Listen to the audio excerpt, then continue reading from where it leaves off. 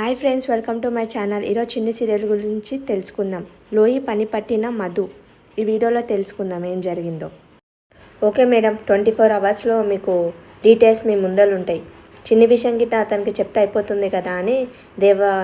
వద్దు బావా, చిన్ని విషయం మనకి మన మనుషులకు తప్ప ఎవరికి తెలియకూడదు అని మన మనుషులను పెట్టి వెతికిస్తున్నాం కదా బావా, వాళ్ళు తెలుసుకుంటారులే అని అంటుంది.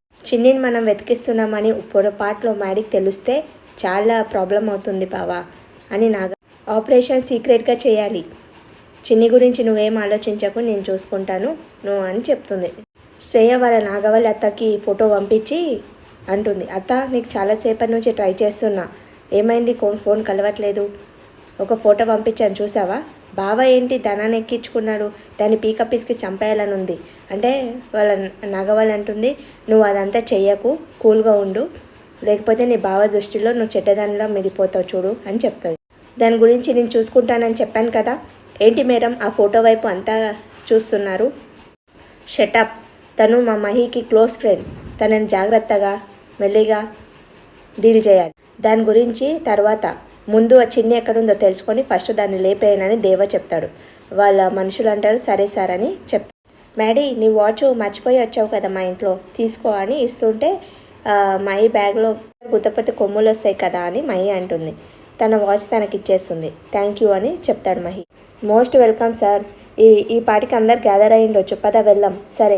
లోకి అంటుంది, ఏంటే చిన్ని నువ్వు ఆ మ్యాడీని వదలట్లేదు, నువ్వు నేను ఇంటికి కోడలు అవుదాం అనుకున్నా, నువ్వు గిట్ట నాకు శనిలాక నువ్వు గిట్ట కోడలు అవుతావా అని ఆలోచిస్తుంది. వాళ్ళ కాలేజ్లో సీనియర్స్ ఫ్రెషర్స్ పార్టీ అనేది అరేంజ్ చేస్తారనమాట. దాంట్లో కల్చరల్ యాక్టివిటీస్ అవి ఉంటాయి అని చెప్తాడు వాళ్ళ సీనియర్. ఒక బాక్స్లో అన్ని పేపర్స్లో ఒక యాక్టివిటీ అనేది ఉంటుంది, ఎవరైతే తీసుకుంటారో ఆ యాక్టివిటీ చేయాలి అని వాళ్ళ సీనియర్స్ వాళ్ళు చెప్తారు.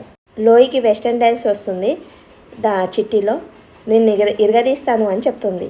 తర్వాత మహికి ఇంకా మధుకి కపుల్ డ్యాన్స్ అనేది వస్తుంది.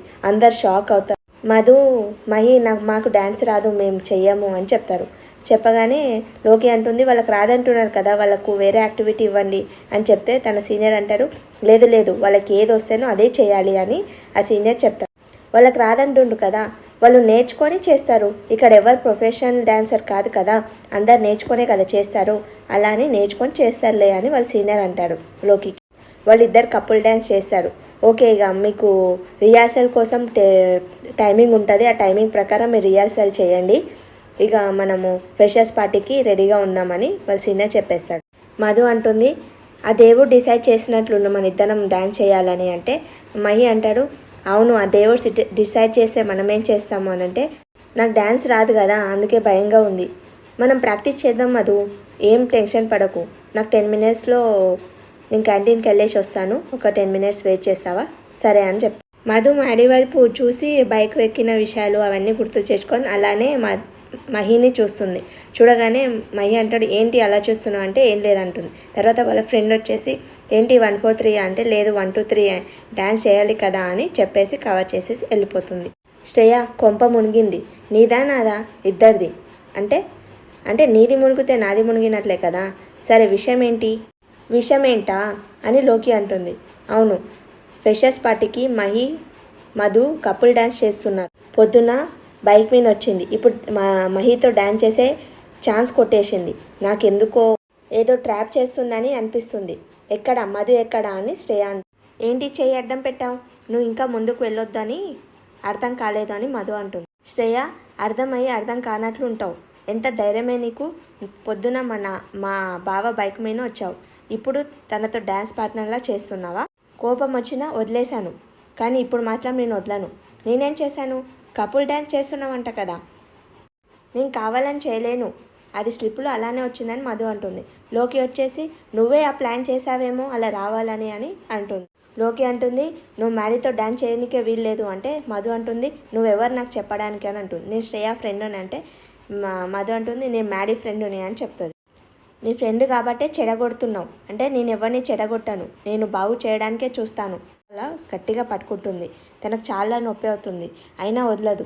నేను శ్రేయ లాంటి దాన్ని కాదు, నేను గట్టిదాన్ని, నేను ఎలా బుద్ధి చెప్పాలో అలా బుద్ధి చెప్తా అని లోకి మధుకు అంటుంది.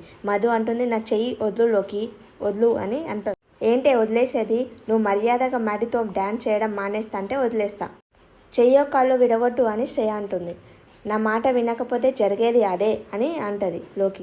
నా కాళ్ళు చేతులు విడగొడతావని లోకి చేయి గిట వెనుకకు మర్చి తన గిట బుద్ధి చెప్తుంది. నొప్పి నొప్పి అంటే ఆ నొప్పి చూపించడం కోసమే నీ చెయ్యి వెనుకకు తిప్పాను. ఇలా గొడవలు పెట్టుకోవడానికి నాకు ఒక్క క్షణం చాలదు. కానీ మీరు మాస్ అయితే నేను ఊర మాస్. కానీ నేను అన్నీ మనం స్టూడెంట్స్ని, మనం చదువుకోవడానికి వచ్చాం. చదువు మాత్రమే చేద్దాం.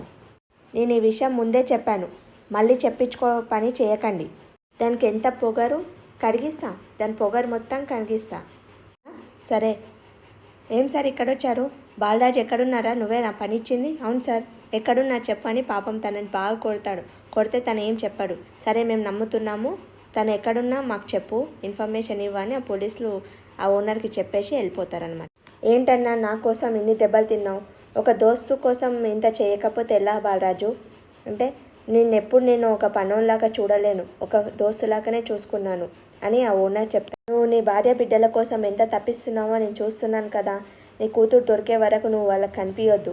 వాళ్ళు నా ప్రాణం తీసినా కానీ నీ గురించి నేను చెప్పను అని ఆ ఓనర్ నీలాంటి ఫ్రెండ్ అందరికి ఒకరు ఉండాలి అని తను చెప్తాడు. ఆ పోలీసు దేవకు ఫోన్ చేసి, సార్ ఆ బాలరాజు మార్నింగే గ్యారేజ్ నుంచి వెళ్ళిపోయారంట సార్ అని అంటే, 24 అవర్స్లో ఆ బాలరాజుని పట్టుకొని నా ముందు ఉంచాలి. వాడు ఎక్కడికి వెళ్ళాడు, ఈ ఊర్లోనే ఉంటాడు కదా, 24 అవర్స్లో వెతికి నా ముందర పెట్టండి అని చెప్తాడు. మధు వాళ్ళ అమ్మకు ఫోన్ చేసి, అమ్మ కొంచెం లేట్ అవుతుంది, నేను డ్యాన్స్ ప్రాక్టీస్ ఉంది.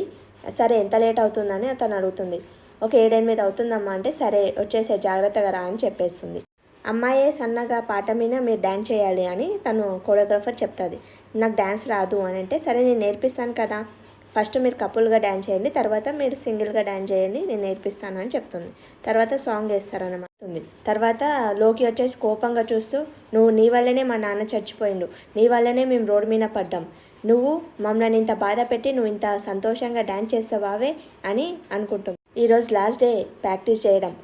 మహి వెళ్ళిపోతుంది 7కి, మధు ఒకటే 8 వరకు ఉంటుంది కదా, అప్పుడు చూసుకుందాం దీని సంగతి. ఏం శ్రేయ వచ్చేసావు, అక్కడ సినిమా చూడమంటావా?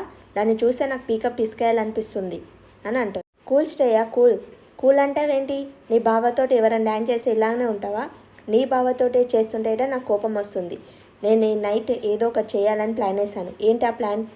కూల్, నేను చెప్తాను కదా.